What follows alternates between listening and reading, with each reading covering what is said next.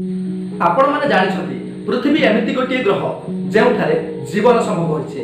आपण माने एही पृथ्वी उपरे वास करूथिले मध्य पृथ्वी विषय अनेक किछि तथ्य अछि जहा आपण जानि नाहंती। नमस्कार, मु अभिनंदन जणा अजना यूट्यूब चैनल को आपण को स्वागत करूछि। मु आपण को पृथ्वी विषय एमिति किछि तथ्य जणाइबी जहा आगु आपण केबे जानि नथिबे। प्रथमे आरंभ करिवा फैक्ट नंबर 1। कोन आपण माने जानिछथि कि पृथ्वीर बयस 454 कोटी वर्ष। आपण मान मनरे वर्तमान प्रश्न आसुथिबो, वैज्ञानिक माने पृथ्वीर बयस कल्पना करिले किपरि? आज्ञा हां, वैज्ञानिक माने जे प्रणाली रे पृथ्वीर बयस कल्पना करछन्ती ताहा होछि रेडियोमेट्रिक डेटिंग टेक्निक। एही टेक्निक माध्यम रे कोनोसी पुराना वस्तु किंबा पुराना पत्थरर बयस वैज्ञानिक माने कल्पना करथांती। वर्तमान आपण बुझी सारिबेनी जे सबुठारु पुराना पत्थरर बयस केते? ताहा होछि 454 कोटी वर्ष, जहा पृथ्वी सृष्टि बेले सृष्टि हेतिला। Fact number 2। आपण माने जानिछथि पृथ्वीर हाराहारी तापमात्रा 16 डिग्री सेल्सियस। मात्र पृथ्वी पृष्ठर तापमात्रा चारिआडे प्राय समान न थाए। केउठारे सर्वोच्च तापमात्रा थाए तो केउठारे सर्वनिम्न।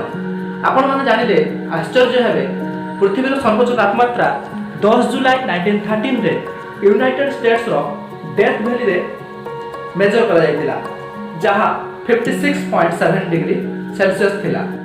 आउ जदि पृथ्वीर सबठारु कम तापमात्रा कथा कहला तेबे ताहा -89.2 डिग्री सेल्सियस, जहा जुलाई 21 1983 रे भोस्टाक स्टेशन अंटार्कटिका रे मेजर करा जायतिला। Fact number 3। प्रथमे पृथ्वी सारा विश्वर केंद्र बोली कल्पना करिवा। आज्ञा हां, आपण माने बे कथा जानिछथि।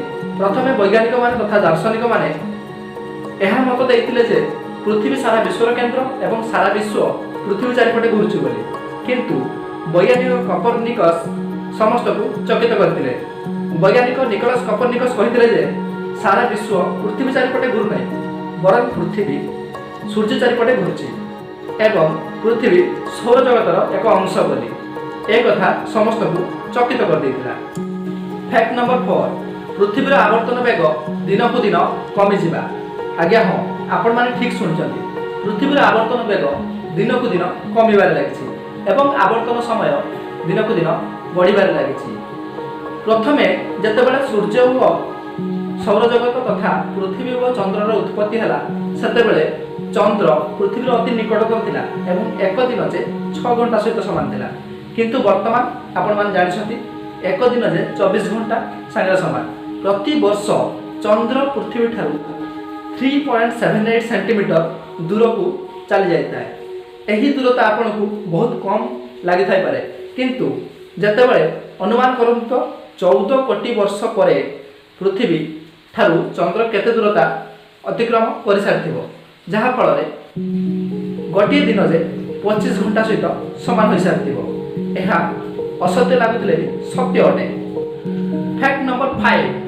फैक्ट नंबर 5 रे पृथ्वीर परिक्रमण वेग। आज्ञा हां, पृथ्वी जे वेगरे सूर्य चारिपटे परिक्रमण करूछि ताहा हेउछि 30 किलोमीटर पर सेकेंड। आउ आपण चिंता करंतु, आपण पृथ्वी ऊपर रही 30 किलोमीटर प्रति सेकेंड वेगरे सूर्य चारिपटे चक्कर काटुछथि। एहा केते आश्चर्य कथा, थोड़ा चिंता करंतु तो। फ्रेंड्स, आपण मानक जदि ए वीडियो भल लागिछि तबे लाइक करबा को जमारे भी भूलिबेनी। आउ हां, ए चैनल रे ए वीडियो नुआ जदि एही भली वीडियो आपण चाहुछथि देखिया तबे सब्सक्राइब करंतु, शेयर करंतु। आउ हां, जदि वीडियो रे किछि त्रुटि थाए कमेंट बॉक्स में कमेंट करंतु।